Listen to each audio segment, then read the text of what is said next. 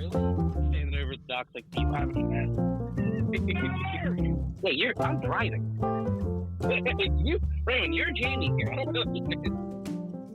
Hey guys, welcome to the Let Me Call You Back podcast. This comedy podcast features Declan Brooks, my brother, and an aspiring stand-up comedian on our weekly phone calls. We talk daily happenings of life, ludicrous news, and comical interactions with others while out and about in the world. Please enjoy.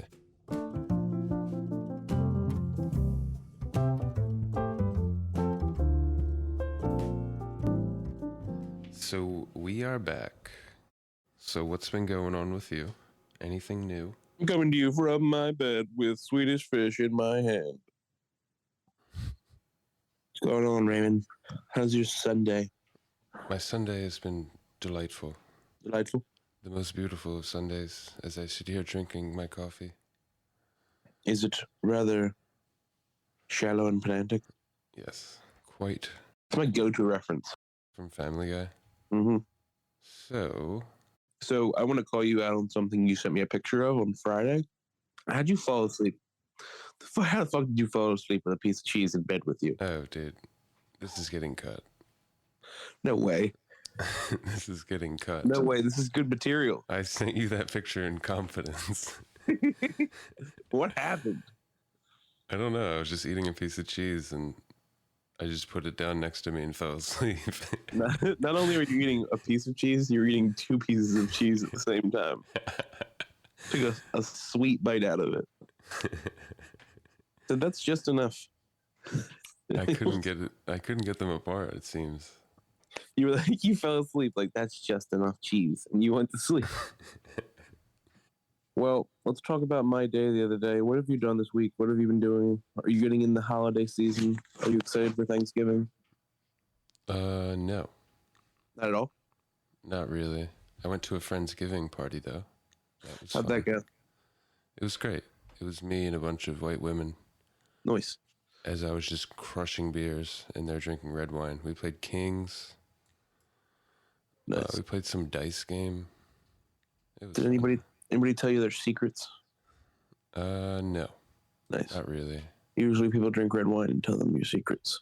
I went and played cards last night at my friend's. You ever play AC Deucey? AC Deucey? No. Yeah.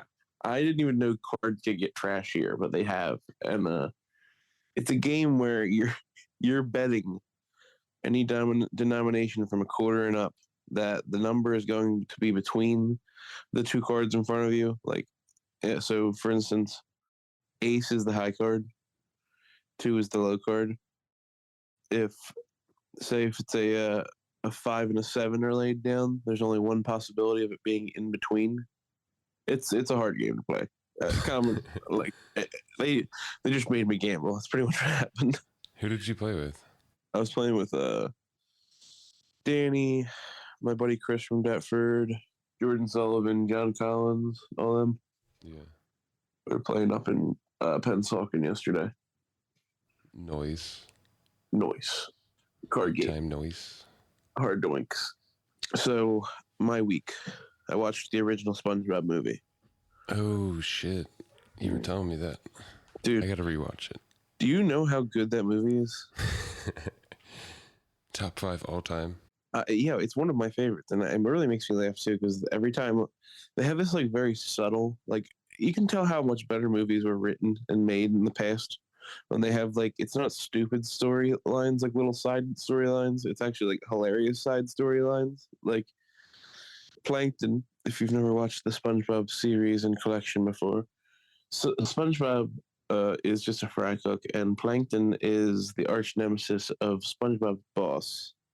And Plankton's trying to take over the world, and he's just a plankton. He's just this little guy. In this movie, they bring up his stubby little hands multiple times to where Plankton like looks at his hands like, "Come on, man! Like, why do you guys keep talking about my hands?" It's like Charlie's uncle from It's Always Sunny. Mm-hmm. Who practices bird law. Yes. I think it's hilarious. They made King Neptune just like a very self-conscious, balding man. Like, where's my crown, dude? He's just losing his mind the whole time. Like, they took my crown, took it to Shell City. It's an unbelievable movie because it's supposed to be a kids movie and it's more of an adult movie than I expected. There's highs and lows. They have sexual innuendos. I think I told you my favorite part is them getting chocolate drunk at the Weenie Hut Jr. Oh yeah. SpongeBob's like, I don't think I'm in the mood for Sundays today. Patrick, I'm gonna head home. He's like, what about for a triple goober Sunday? He's like, bitch, you know that's my drink. That's exactly what happened. And they eat 25 Sundays. They eat like 25 Sundays. Bitch, you know me. We get up on stage and he gives a shout out because he's ice cream drunk at this point. He's like, this one goes out, Mr. Krabs. You stink. That's hilarious. It's exactly how I would handle not getting the big promotion. There's also there's like a burlesque dance routine at the end. Yeah, they It's took the hella song. trans. It's a really trans. Yeah, it's a trans movie. the song "I Want to Rock." Who plays it? AC/DC. Yeah. They turn it into "I'm a goofy goober." Yeah. Patrick for some reason is in high heels and stockings, twerking that shit. It was pretty nice. It was Twisted Sister. Was it Twisted Sister? Yeah. There's a scene where they're about to cross like a county line, and they're like, "Man, you guys ain't gonna make it 10 seconds in the other part of town." And they cross over the line. They're like, "Oh yeah, watch us!" And they drive over the line, and a robber immediately is like, "All right, guys, out of the car." Get out. Leave Get all out. your shit. And they both just like sit there and they look at the other two goofballs because they're still watching. They're like, "How long was that?" They're like 17 seconds. Like, in your face, loser. I forgot about that. Good scene. Good. It's got good legs. I've been trying to get into my roots this week. I brought up to you Irish road bowling. Your roots. The Irish road bowling. Irish road bowling. Me roots. Me pasty white Irish drunk fighting roots. So have you played this game? No, but I want you to bring up the rules and we're going to talk about it because if you had videos, it'd probably explain it better. But it's pretty much you get your biggest, goofiest looking Irish guy in town and you get him to her. Like each town has their biggest goof and they bring him. They bring him to a road and they throw rocks and see who makes the most money off their biggest mongoloid. Yes. Irish road bowling started, as they say, Look it up. about Look at the 1600 rules. in Ireland. That You was break down with your when Irish NPR troops like jazz stole voice. British cannonballs and rolled them back to their camps. I want you to look up the rules and I'm going to sit here and make 18 sweet jazz in the background while you talk. Like, I'm looking at the Wikipedia as we speak. The rules are simple. A bowl. Heavy cast iron ball is thrown from starting point to a predetermined end point, usually 1 to 2 miles away. The winner is the person on the team that reaches the end with the fewest throws of the other heavy cast iron ball. okay, now I understand it. I remember this being the thing. So it's throwing it as far as you can on the first throw. You get 2 tries per round. If the second throw can't go past the first throw. So like the second throw can't go past the distance of the first throw, or it's called a fault or a penalty. Whatever it is, like I said, it's their biggest honky. They're finding their biggest honky and they're putting him in the streets and he's throwing cannonballs. So it's been a game around since like 900 AD. The Irish have always been getting drunk and throwing rocks down roads. And during, I think it was the Revolutionary War, Irish fighters were in the U.S. and it was either the Revolutionary War or Civil War. But the rumor is they would steal cannonballs and play road bowling with that. And that's how it started in the U.S. Now, where I got that story from was from a YouTube video of 2 drunk Irish guys in West Virginia, like, Irish road bowling in the U.S. is a long history. We're just trying to keep this going. We're trying to keep this alive. And the next guy is completely not drunk, and he's like, Irish road bowling is a hard part of our history in West Virginia, and that's why we took it to Ohio. Like, the video is literally them going, like, we started this back in West Virginia back in 2010. The guy has a good list while he's talking.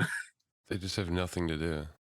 He's like, and it got really successful, so that's why we took it to Ohio. Because everything successful goes to Ohio, right? Yeah, why the fuck are they going to Ohio? Like, we're going to Cleveland. We gotta get a game in. So yeah, that's Irish road bowling. I'll tell you what. Speaking of Irish, it sounds pretty Gaelic to play Irish road bowling.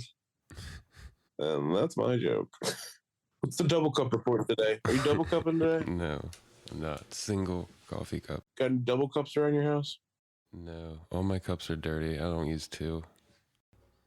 I seem to have been contacted by a gentleman's suitor today. Oh, what?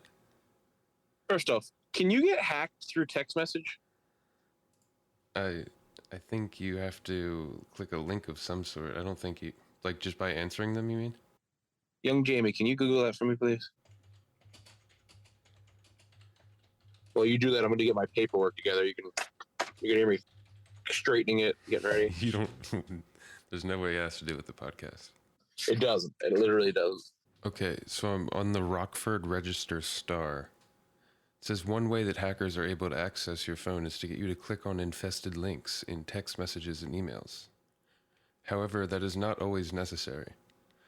Very sophisticated hackers can use zero-click hacks that don't require you to do anything to activate the attack. So, what do I have? How, like, what? Would I just have to respond to the message? Maybe, yes. You probably shouldn't. Wait, Damn, what did it say? So it says, Lisa. Lisa? Hi, Lisa. Come to my house for dinner tonight. I've prepared a seafood feast. So why don't you Google this number, 769. Whoa. I guess I'll just get rid of it. Yeah. 769. Beep, beep, beep. You just made a beep noise to go back and use over it. Yeah. Should I just check the area code? Because reverse phone number lookup looks like you have to pay for that. Type reverse phone number lookup free. Where's your fucking head, Raven? Free. Oh my god. It's a California number, but they're trying to get me to pay on this website too. All right, well then we're probably not going to find out who it is. It's But I'm going to definitely tell a you, scam. there's probably nobody in California trying to fuck me.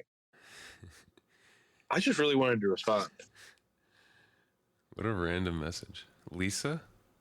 Yeah, isn't that the weird part? That's weird. Our mom's name is Elisa.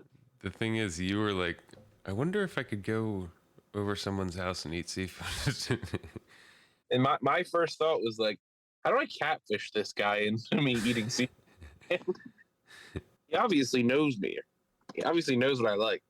You just start having to, like, Western Union wire him money. It's like, I first need you to pay for the life of my son. He has you log in on your computer to TeamViewer. He's like, listen, I need you to join me in a Google chat in about an hour. I wish I could answer that text, but in today's world, Raymond, not safe. Thanksgiving is coming up in 2 fucking days. The old Thanksgiving. Dude, we could do a Thanksgiving pod. A slamboree. A Thanksgiving slamboree pod in person. I was in Portland, Maine 2 weeks ago. I went out for comedy. I had an all right night, and then this is the second time a guy tried to get me to go to karaoke. Oh, what do you mean by all right? What does that mean? Doesn't sound good. Did all right. I didn't have a crazy great night. You're not always funny, which Just curious. I've had good nights a lot, and then a guy said to me like 3 weeks ago, he's like, how many times have you bombed? Like, as I was in like a Boston area, he's like, how many times have you bombed? I'm like, I don't think that many times yet. He's like, how many times have you gone? I'm like over 20 times. He's like, yeah, whatever. And now I feel like I'm getting comfortable with like going on a premise that doesn't make anybody laugh until one guy's like in the back, like, I'm like, cool. He laughed at that bad joke. We can move on. No, so I did comedy up there. I was in the grilled cheese bar again. I was up there. At the Cheese Louise. Cheese Louise. The Shouts. Yeah. Shout out to the Munch Fest. Shout out to the Munch Factory. That's actually not the name. It's called Cheese Louise. It's a grilled cheese bar. Highly acclaimed. Highly acclaimed. Highly respected in its local neighborhood. James Beard Award winning. A keystone business in this area, known in the Commonwealth as a key contributor to the local schools. Cheese Louise. It's a cool bar. You can get a grilled cheese with lobster on it for like $30. We heard about that. You went extensively into that. Yeah. Well, not the lobster. We went into the lobster roll. We didn't go into the grilled cheese Sammys. You were sitting there going through grilled cheese Sammys, looking at the prices and the flavors. All right, relax. He said, "All right, right." I feel like I'm cornering you. The prices and the flavors. You're like, take it easy, dude. I went up there. The second week I was there, the guy I was hanging out with, shout out to Josh Marquis up in Portland, funny comedian, runs the Cheese Louise Mike every Tuesday night. He's been doing it for over a year. Second week I was there, he's like, "Do you want to go out to do karaoke with me?" I'm like, "Yeah, let's do it, man." And we walk all the way to the karaoke bar, and it's just me and him smoking a joint that he had. And we get there, and the karaoke bar is closed. And like he goes online, like, "Dude, they said they're closed today because they're changing their menu." And like at this point, I'm like, "Dude, are you trying to fuck me outside of the karaoke bar right now?" Because it's working now. He's putting the moves on you. I was like, "Dude," I was like, "Dude, did you just make me walk over here for no reason?" He's like, "No, not at all." I was like, "I swear to God, Josh, you're about to like look off into the distance. Like, this is a really nice like a really nice part of the park, isn't it?" So I got all excited for karaoke for nothing. We get there, it's closed. So I'm like, "Hey, if I'm here next week, we're going out for karaoke." So I have an all right night. Nothing crazy good, nothing bad. I think I told you the guy before me had like a meltdown. What? On stage? Yeah, kind of. Like, Oh, he started plugging all his shit. dude, with no shame. It was probably one of the funniest things I've ever seen. Like, That's not disgusting. like he wasn't funny. It was just laughable afterwards. Like he goes up there and there's a woman that's like kind of in like, it's a small room. Her friend had been up there, so she had talked in the middle of their sets a little bit, and people had entertained her heckling a little bit. And it's not a busy room; it's like a small room, so like you can't let people get under your skin. It's like the floodgates.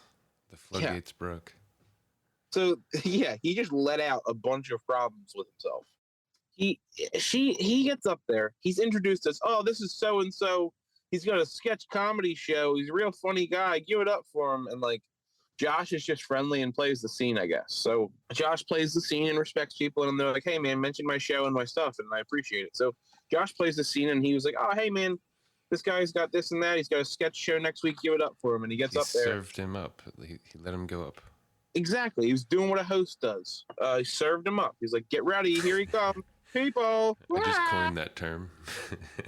Served him up on a platter.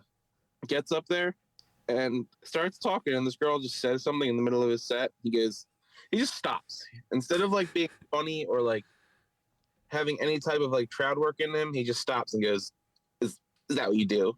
You talk in the middle of people's sets? Is that what you do?" Maybe that's All a right, bit he's sorry working about that, guys. Like, just like he does that and like hits this like rude tone, and then he's like, "Is that what you do?" And then all of a sudden he goes, "All right, well, let's get back to what I was talking about. Dating, huh? That joke's not going to work now. Let me try something else." And like, he starts going into another joke, and no one's laughing because we just all watched him hit the side of the mountain. She's just staring at him, doesn't say a single thing to him. And he's talking, and he just looks right back at her and goes, "Man, you are in my head." And she just hits him with the most stern statement, like, "I'm just sitting here, man." Crushed him, Raymond. Absolutely crushed him. Nobody's laughing at any of these things. Nobody's laughing at any of this call. It's just a dead silent room. No, you can hear grilled cheese slapping. I feel like you just hear you with like candy wrappers in the side of the room. I'm just like sitting there like, There's another bowl of candy, and somehow you're sitting next to it. Yeah, somehow I'm next to a bowl of candy again. I'm up after him. He just literally walked up there, shit his pants on the stage, and got. So how he ends it is no one's laughing at anything he says. All right, well, guys, I got a sketch show coming up next week on Wednesday. You guys are gonna like it. Thanks a lot. See ya. And like that's how he talks. And then he proceeds to hand every single person in the room a flyer for this sketch show after he just ate an absolute bag of dicks. So this sounds like this would be good for you to follow this, right? Sure. You want, if somebody does bad? So yeah, I go up there and I kind of abused it a little bit. I went up there and like you were just like this fucking guy. You've heard my joke before. Is anybody dealing with mental health here? You just said it about that guy. Yeah, I literally was like, anybody else dealing with mental health here?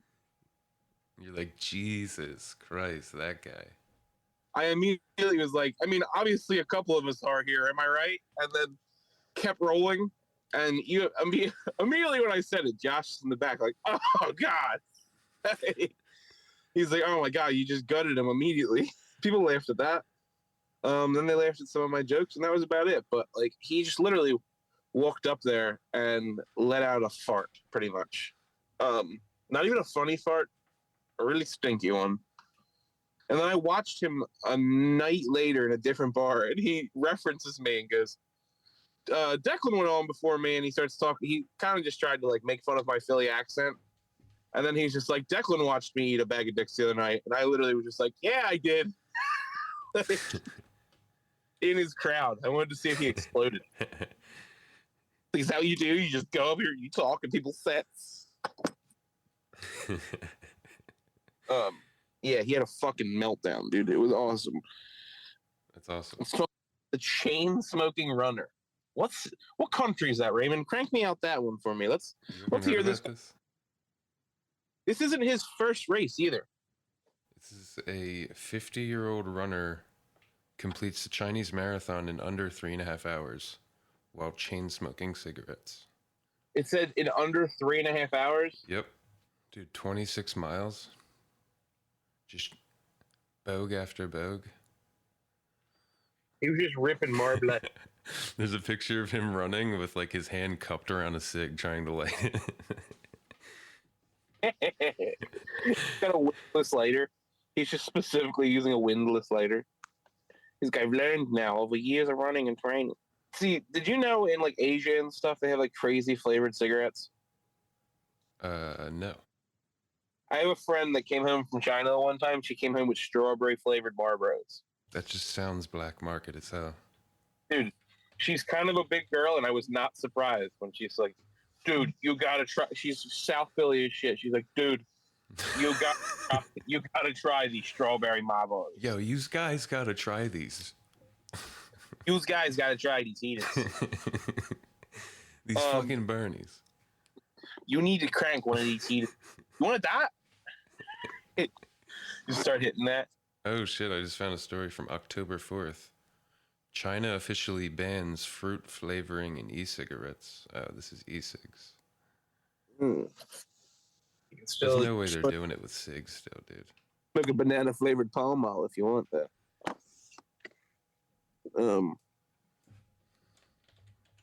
Marlboros. Yeah, I mean, dude, this is the thing. I've smoked a cigarette and tried to do something physical, and it never feels good after that usually. I mean, working, doing manual, there's something about doing manual labor after smoking a cigarette. I don't know what it is, but you're now the strongest and smartest person on the job site every single time. Yeah, but that's different than fucking running 26 miles, dude. Yeah, well, it's also different where, like, I used to smoke blunts and play basketball games. I got excessively better and worse at the same time. Because you were loose. You were loose. That was our go-to summer. That was our go-to summer lineup. Like, what's the summer lineup today, fellas? Why don't we all pool our money, buy some weed, buy a pizza, go to so-and-so's house, smoke a blunt, try and play basketball for 3 hours, order the pizza, and then go back to somebody's house and veg out on Minecraft. That was the go-to summer package. That was slime summer right there, dude. That was Hot Boys. That was the OG Hot Boy summer, dude. Yes, that was total gang shit. before people started putting on grape smugglers and walking around in boat shoes and goddamn, just going on a super American tangent. What is a grape smuggler? Grape smugglers are like chubbies, like short shorts, like above knee shorts. Grape smugglers. Grape smugglers are in reference to your nutsack. I got that. Yeah. Yeah, you know what I'm talking about. Huevos Wranglers. Couple nut bags. I'm talking about pants that only cover your nuts, man. Not in my America. Fucking yeah, no. What the fuck was I just talking about? Smoking weed, gang shit, package, summer package. The summer pack. Oh yeah, the OG package. That's what we were talking about. OG summer package. First off, the OG summer package included cargo shorts or carpenter's jeans, depending if you were skateboarding Actually, or if you were brandy. They were cargo shorts that were camo. Yes, camo cargo shorts. Yep. Where I specifically have pictures of myself in high school in camo cargo shorts with possibly a T-shirt, maybe a jersey. Yeah, It wasn't mine. I wasn't on any teams besides football. Somebody gave me a basketball jersey at one point, and I'm like, I'm keeping this. So they're like, can I have that back? I'm like, no. They're like, why do you want my jersey? I'm like, I don't have any. You're wearing somebody else's jersey on the football team? That's suspect, dude. No, I'm talking about basketball jersey. That's even worse. No, I've never. Listen, it was like somebody's summer league jersey, and I like got picked up to play on a game one time. He was like, "Yo, throw this jersey on," and he pretty much was like, "I don't want that back." The last guy that had it was like a big, and I'm never gonna wear this, so you can have it. I was like, "Yes, I finally have a basketball jersey." It cuts to you and the big machine, the green machine, throwing you a jersey in the tunnel. You mean Mean Joe Green? Yeah, Mean Joe Green. Mean Joe? There you go, kid. Yeah, you a kid catch. All right, so we talked about so we started talking about the karaoke. I did my comedy. We went back the second time around for this karaoke. He's like, dude, they're open tonight. I know they are. Let's go do it. Oh, you went back the next week? The next week, yeah. Oh, okay. So Josh sang a heater. Absolutely heater. He sang Love Story by Taylor Swift. Oh my gosh, T Swift. That's hot He was- right now, dude. Dude, Hot. yeah, I know, especially the reunion tour. I mean, people are going to hear about Drew and the teardrops on her guitar soon. I hope so. I hope so. That's My fave. Did you get any tickets? I would never go to a Taylor Swift show. Never. Come on, dude. I've seen people saying that all over the internet. I Like, would you totally can't. Somebody was like, I'd rather redo my bathroom than go. go. I'd rather put a tile floor in than go to Taylor Swift. Oh my gosh. I'd rather paint my bathroom. I saw like some goofy ones. Brett, fucking Big Brett put Bert. some Facebook that made me laugh. I forget what he said, but like I'd rather eat a bicycle backwards than go to a Taylor Swift concert. Come on, I would go. For all the salutes. Dude, for her songwriting? I'd just go around that concert saying I was Drew. You know I was Drew, right? She's You know, a musical genius. Did I tell you somebody said that to me the other day? Who? This girl that I work with, actually, she was like, Taylor Swift is a musical genius. Oh my God, you were saying this. So set the tone. You're in the bar. There's three people around of you. There's three people around you. Two women, one man. All right, you guys are all talking about Taylor Swift. What? You're an actual musical engineer. Like we've both played music our whole life. We played instruments our whole life. We've done music programs, music theory. All right, you're sitting in a group of two white girls and a pretty much white guy that you work with. Okay, go. What are they saying, Raymond? They're hyped for the reunion tour, dude. It's gonna be amazing. You were I'm just in the middle, like, oh my god, right? They brought up one song. I don't even remember the name, but one of them is They Won't Stop Saying, like, I love that song. Oh my god, I love that song. She was completely serious about calling her a musical genius. Yeah, I agreed. You know, I would believe it if she was the one actually writing all the music, Raymond. Dun, dun, dun. I was at the bar the other night, and it was horribly busy. So it was a terrible night. But I was stuck in front of the well making drinks for a long period of time. Yeah, you're working, right? You're not hanging out at the bar. You're sitting there working. They're in front of you. And this couple is sitting directly in front of me. So, like, those people, I can just hear their entire conversation normally, even though I don't want to. And this guy, it's a white guy. He's with a foreign girl. I don't know where she's from. I could just hear she has an accent. And it's definitely like an awkward first couple of dates. And she's super, super quiet. And he's just like going off, just spouting. He's putting on a show. And eventually, like later in the evening, I come by and I hear him talking about, I didn't know what he was describing to start with, but he's talking about how you have to swing it around and catch it and pull it back through the string. I figured out he was describing the yo-yo trick of the around the world tour. It was fucking amazing. Oh my fucking god. And it was working. She was entranced. He pulled out all the stops. Was he about to fucking put a yo-yo on his dick? Slap it? It was amazing. Well, he was about to do yo-yo tricks naked. He's like, welcome to my apartment. Have you ever seen me naked yo-yo tricks? I immediately ran to the kitchen and we just died laughing. Cocktail anxiety. Oh, dude, this isn't good.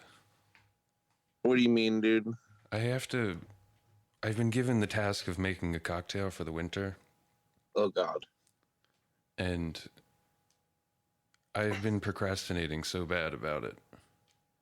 All right, It's to be agave-based, using tequila or something of the sort. Mulled wine, agave, prickly pear, and tequila. Give it a try. Little bit of club soda. What the fuck are you talking about? Dude, listen, I'm telling you, ingredients right now, you go on any holiday baking show, they're going to say that's exceptional. Nance, you ever watch I've been watching a lot of this. The holiday baking competition. You're like 2 drops of Angostura bitters and 1 drop of agave nectar. You some slut. Where is your anise? Well, how do you expect to have flavor with no anise, you bitch? My Italian grandmother would crush you. Crush you.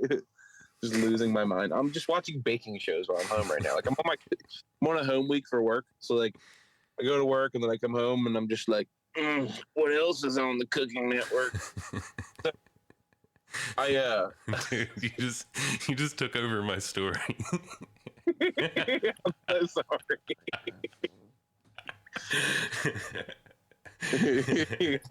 It's not that great of a story, but so eventually I tried finding a cocktail. I was reading through some like cocktail books that we have behind the bar, and I found one.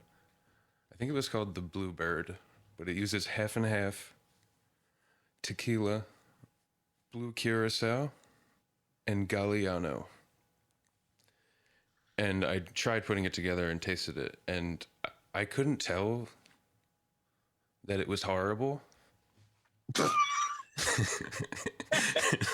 And eventually, like, I brought it around the restaurant when I got off early one night, having people try it. And I just got roasted for like an hour and a half by everybody. Just like, this is the worst thing I've ever had. It was like a creamy half and half tequila drink. It was so bad. So they tore me apart. And now I don't even know what to do. Did you do it right? I did, but yeah, I don't know. I also did little different things. I was infusing tequila with orange and allspice. Okay. It was so bad. You want to write this fucking recipe right now? Like, you're going to take the tequila. Oh, yeah. You're going to put the bitters in there. Fuck. It's going to get real sensual when you're making drinks. Dude, have you ever even made a drink? Raymond, I drink. It doesn't mean anything. I know how to make a drink. I also, if you ask any of my friends when it comes to, we were just on a fishing trip and I was the bartender the one night and everybody's like, Declan, I don't know what's going on over there, but you're whipping it the fuck up. Sometimes I'll be in the kitchen and Dan will be at the meat slicing station, like slicing briskets, and I'll call celeb.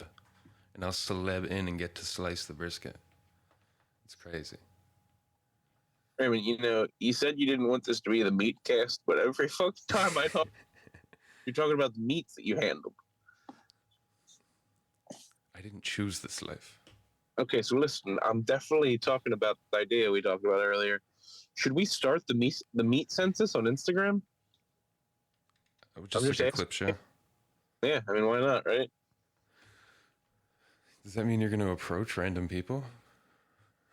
Honestly, I'm going to look for people eating sandwiches in the act sandwiches. Just sit down next to them? I'm like, hey man, can I bother you for that sandwich? Can I just take a bite of that real quick? What kind of sandwich is that? Oh yeah, that's going to be the question. That should be the goal of the interview. By the end, to be able to take a bite of someone's sandwich. Man, that would be awesome. I just don't want to try all those sandwiches. Remember, we talked about this on episode 2 here. My butthole cannot take that type of punishment anymore. Okay? I can't be going around trying all different types of foods, eating sandwiches from filthy people's hands. Like, I'm picturing myself walking up to job sites like, hey, bud, yo, pal, how you doing? You got a sandwich you're hitting there? Yeah. Right? What are we working with? What do we got there? We got some prosciutto. We got some gabagool. I'm looking for people like that. People that are calling the meats by nicknames. First off, that's so goddamn trashy. Fucking Italian people. I never thought about They're this. disgusting. I never thought about this till right now. Like, obviously, like, there's different lunch meats. If you go to a fucking deli, not once have you ever gotten capicola when you went up to the old lady with her arthritic fingers and going, can I get the gabagool? It's never happened. But for some reason, when I'm around other Italians or other Italians are around other fat Italians, they always reference the meats like, the mortadella, the gabagool. I'm like, can I just get some mortadella and can I please just get some capicola, please? All greased up. All greased up. You just have to make it sound bad. Like, let me get the ragu. Ricotta sounds really nice, actually. It sounds like a flower. Thanks for listening. We hope you enjoyed this episode.